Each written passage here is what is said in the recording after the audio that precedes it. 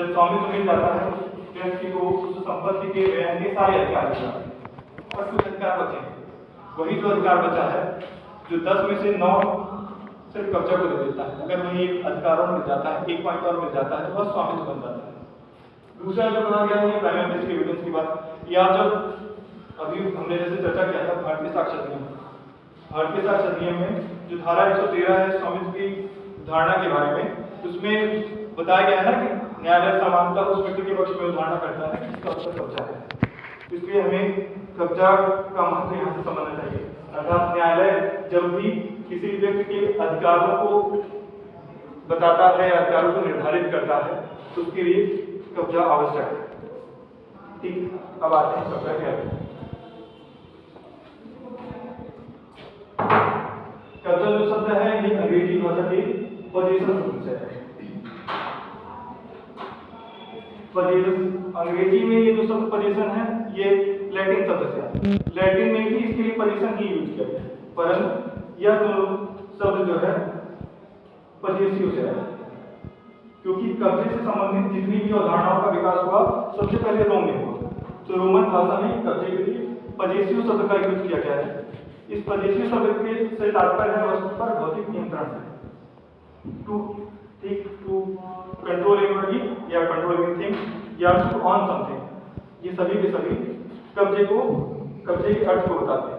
इसलिए अगर अर्थ को और स्पष्ट करना है तो एक ब्लैक लॉ डिक्शनरी है जिसमें ब्लैक लॉ डिक्शनरी में भी कब्जे के बारे में बताया गया है कि किसी भी संपत्ति पर प्रभुत्व स्थापित करना, किसी भी संपत्ति पर प्रभुत्व स्थापित करना, उसको धारण करना, अपने नियंत्रण में लेना, ये सभी क्रियाएं जो भी हम करते हैं ये सब के सब कब्जे के रूप में उसमें बताया गया है।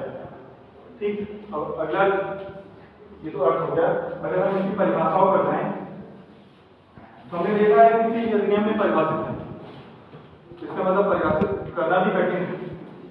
तो इसके लिए अनेक शास्त्रियों ने अपनी अपनी परिभाषाएं दी हैं। सबसे पहले हम परिभाषा पूरक की देखते हैं। पूरक ने कब्जे को भौतिक नियंत्रण के रूप में परिभाषित किया है। पूरक कहते हैं जब किसी भी व्यक्ति का किसी भी वस्तु पर कब्जा तब माना जाता है जब वह वस्तु उस व्यक्ति के दृश्यमान नियंत्रण में हो। जैसे अभी मेरे पास मेरा मोबाइल है, ये मोबाइल आप सबको मेरे हाथ में दिख रहा है अथवा या जो मैंने चौक किया है ये मेरे नियंत्रण में, तो अभी तो इस चौक पर मेरा ही कब्जा है। ठीक, तो इन्होंने कहा था कि किसी भी व्यक्ति का किसी भी वस्तु पर कब्जा तब माना जाता है जब वह उसके दृश्यमान नियंत्रण में हो। या किसी को उन्होंने आगे स्पष्ट करते हुए कहा था जब जिस वस्तु का उपयोग हो रहा है उसके उपयोग से यह प्रतीत होता हो कि वह वस्तु उसके उपयोग से यह प्रतीत होता है कि वह वस्तु वह किसी अन्य व्यक्ति को अपोजिट करने के अधिकार के साथ भी उपयोग कर सकता है। मतलब इस चौक का अगर मैं प्रयोग कर रहा हूँ, कोई और व्यक्ति इस चौक का प्रयोग नहीं कर सकता है, कैसी शक्ति मेरे पास है, मैं उसको रोक सकता हूँ, आप अभी नहीं प्रयोग कर सकते। ठीक, ये पोलक ने कहा था। अर्थात उन्होंने कहा था कि किसी भी व्यक्ति का किसी भी वस्तु पर कब्जा तब माना जाता है जब वह वस्तु उसके दृश्यमान नियंत्रण में हो या उस वस्तु के उपयोग से यह प्रतीत होता हो कि उसे अन्यों को अपोजिट करने की शक्ति प्राप्त है। दूसरी परिभाषा आती है सामंत की।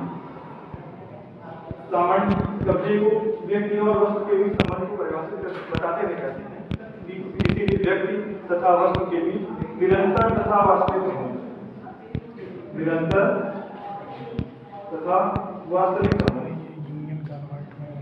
को कब्जा है।